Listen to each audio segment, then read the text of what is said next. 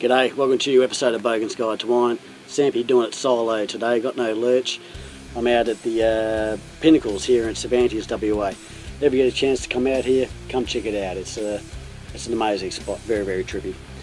So without lurch, what I'm going to do is not necessarily do a review, but I'm just going to talk about some of the wine wanky things that we do so you understand sort of where we're coming from in the show. So what we normally do, first thing we do is obviously put the wine in the glass.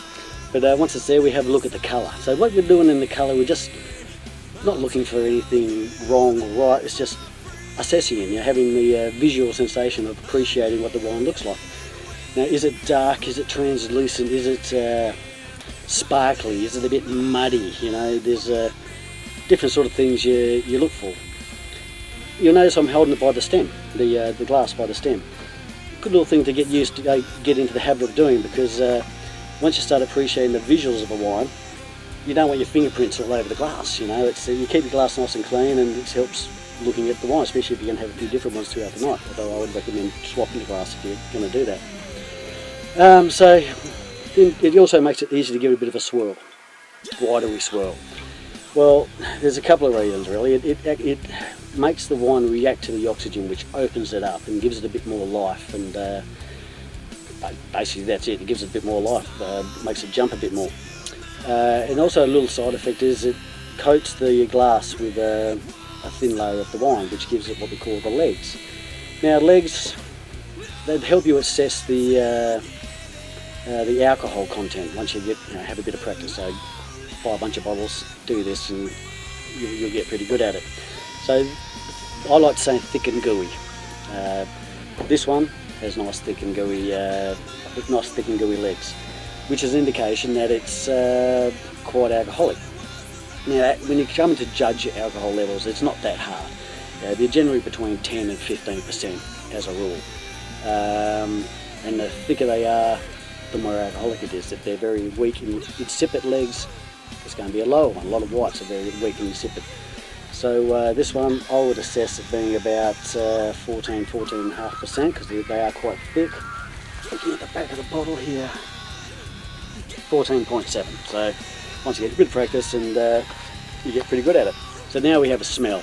And when you have a smell, don't just do that. You stick your nose right in to get a good conkful. Now what you're looking for, you don't just smell the wine, okay? It's like listening to music. If you concentrate, if you listen to one of your favourite songs, you can hear the bass line, or you can just listen to the drums. We've got this ability to sort of drown out everything if we concentrate on a certain instrument. Now the same thing goes with the smell, except you use your nose instead of your ears. So you get the big bush of the smell of the wine. That smells nice. That's a very good first indication. But then you start having a bit more of a look at it and try to break down the bits. So and this is where the conversation of wine is so much fun. So like I'll stick my nose in and I'll say off wine. Okay, this is lovely cherries and vanilla. A bit of leather, cigar boxy sort of smells. So I'll be saying this to say lurch. And then lurch will say, I can smell strawberries and I don't know, earth, undergrowthy sort of smells. And really, so I'll go digging through the smell to try finding them myself. So, okay, yes, or yeah, no, I disagree. I don't find that at all. You have a conversation. It's one of the joys of wine. So we're already having all this fun, and we haven't even tasted the bloody thing yet. So you understand where I'm coming from. So anyway, get to the good bit. Stick it in your mouth and have a taste.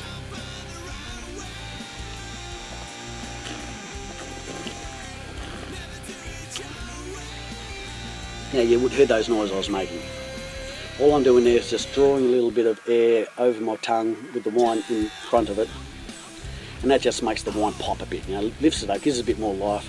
Pretty much the same sort of thing what we're doing here, except it gives it a bit more of a real kick up the arse.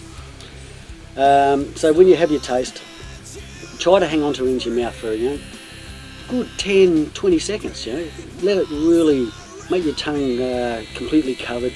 Fill your whole mouth, in front of your teeth, behind your teeth, all over your jowls. Just get the full sensation. And then if you let it sit there for like the 20 seconds, then you swallow it.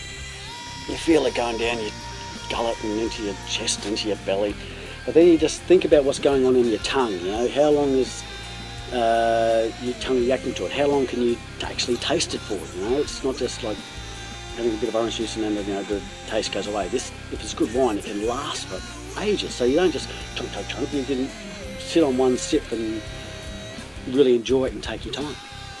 So this one's got quite a bit of length. You know, I've got it's quite a fine tannic structure. Now when we talk about tannins, that's the sort of things you find in tea that dry your tongue out, sort of thing. My tongue isn't too dry in this circumstance, and this being a Cab Sav, normally they do dry you out quite a bit. So this is just a very well built wine. So the finer the tannins, generally the better it is. I don't know if that's true, to be honest, because once again, this is the big rule, mate. There's no right or wrong. Wine's just to drink. That's all. If your mate likes a rosé and you like a big bold Shiraz, you're not right. He's not wrong. Everyone's got different tastes, and that's the main thing to remember. Don't be intimidated. It's just a bloody drink, and it tastes lovely. And in some cases, it can be very, very cheap. If you get into it too much, it can cost you $1. So be careful. All right, I think I've jabbered on enough. From the Pinnacles here in Cervantes, WA, this has been Bogan's Guide to Wine. Catch you next time.